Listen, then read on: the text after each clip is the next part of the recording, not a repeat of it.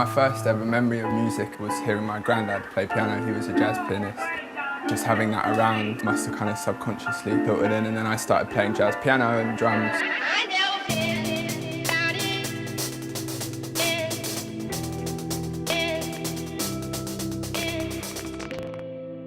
Jazz was my entry into collecting vinyl. This Chick Corea record was a big favourite of mine. There's a tune on there called Spain, which I played drums for in a jazz band. It had this ability without any lyrics to tell a big story and be very emotional.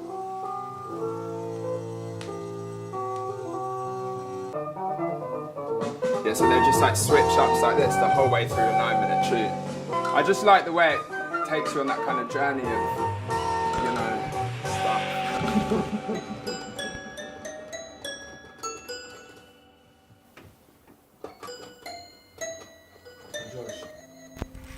Sampling's always been a big part of my process, and these days I'm more interested in finding textures or snippets of sound and then processing and manipulating it into something that's completely removed from its original context.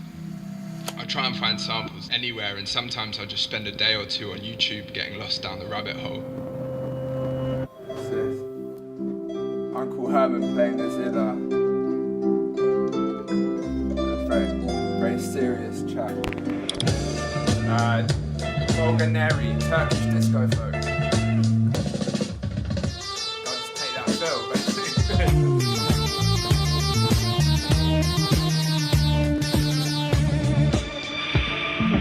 I use a lot of Foley recordings. Most of the time, the listener won't even hear that they're in there, but the tracks are layered with bits of noise from around here.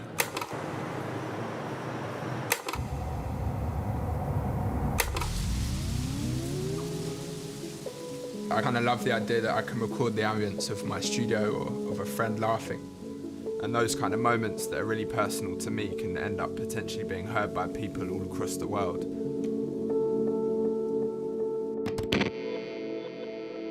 When it is going well, you can't explain that feeling. I can sit in the studio for 3 days. You just get so into it and you're so involved in that world. It's all-consuming. When you then leave the house, people look strange. Even the air on your face, that's just all a bit much. When you see a doctor, it's a hit record. For physical cause, it is most important that you try to find the cause for your sleeplessness. There you go. Writing music for me is a constant balancing act, and staring at a computer screen is sometimes the least inspiring thing. When I started producing, I put a lot of pressure on myself to create all the time. It definitely took me a while to realise that actually the time out of the studio is just as important as the time in it. And that it's sometimes counterproductive to sit there for 15 hours a day and not see the sunlight.